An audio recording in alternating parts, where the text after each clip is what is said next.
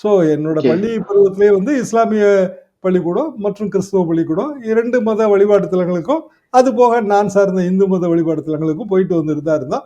எல்லா பண்டிகைகளையும் எல்லாரையும் கொண்டாடுவோம். இந்த மாதிரியான மத வேறுபாடுங்கிறது எங்களுக்கு தெரியாது. நான் முதல்ல இத கேள்விப்பட்டப்போ ரொம்ப ஆச்சரியமா இருந்தது. நான் இருந்த சின்ன ஊர்ல எல்லாம் கூட இந்த மத வேறுபாடு வந்துருச்சுன்னு நினைக்கும்போது எனக்கு வருத்தமா இருந்தது. அதெல்லாம் வேதக்காரங்க தெரு என்றெல்லாம் சொல்வதை கேட்கும்போது ரொம்ப வருத்தமா இருந்துச்சு. இப்ப அதுக்குள்ள மிகப்பெரிய அரசியல் புகுந்துருச்சு. ஒரு பெரிய ஆபத்தான ம். விஷயம். திருப்பரங்குன்றம் இது போக சமண வழிபாட்டு தலம் அது. சமணர்கள் ஆமா. வந்து மதுரையை சுற்றி எண்பெருங்குன்றங்கள். பரங்குன்றம் திருப்பரங்குன்றத்துக்கு இன்னொரு பேர் வந்து பரங்குன்றம். சங்க காலத்துல முருகன் மலைங்கிற பேர் இருந்திருக்கு. அது போக வந்து மேல இருக்கிற தர்காவும் எவ்வளவு வருடமா இருக்குன்னு தெரியல. ரொம்ப வருடமா இருக்கு. அப்போ இதுல வந்து குடவரை கோயில்ங்கிறதுனால மலையை குடைந்த அந்த கோவில். அந்த கோயில்ல வந்து இன்னும் சொல்லப்போனா சுப்பிரமணிய சாமிங்கிற பேரையே மாத்தணுங்க. அது வந்து தமிழ் பேர் கிடையாது. எப்படியோ சான்ஸ்கிரிட்டைஸ் பண்ணியிருக்காங்க.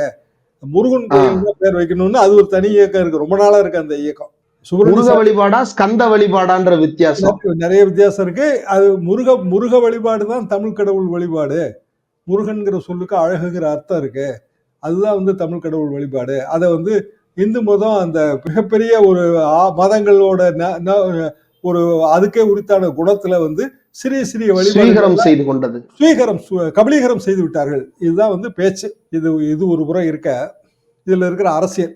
அப்போ சமண வழிபாடு தலமானா ஆமா. ஏன்னா சமணர்களுக்கு படுகை இருக்கு. என்னோட ஒரு நூல் ம். சமண நூல் ஒன்று அது ஒரு கட்டுரை வெளிவந்துச்சு. காக்கை ஓகே. சிறைநிலைங்கிற இலக்கிய இதழ்ல ஒரு ஆமா. சமணர்கள் பற்றிய ஒரு கட்டுரை நூலா வெளிவந்திருக்கு. நூலை வெளியிட்டது தினமலர் பதிப்பகம்.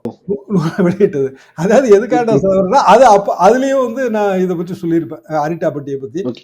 நம்மளோட சமண வழிபாட்டு தலங்கள் வந்து மதுரையில எப்படி இருந்தது? 8 குன்றங்கள் எதெல்லாம் இருந்தது? இதெல்லாம் விளக்கி சொல்லியிருப்பேன். அதாவது நம்ம எல்லா மதங்களையும் நேசிப்பது தான் நம்மளோட நம்மளோட வாழ்க்கை முறையே. அதுக்குள்ள நம்ம அரசியல் கொண்டு வந்ததே கிடையாது.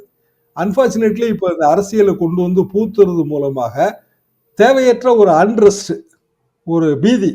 அரசு வந்து வேற பணிகள் செய்யறத தடுத்து வேற ஒரு பீதிய நம்ம வந்து கிரியேட் பண்ணிட்டே இருக்கோம்.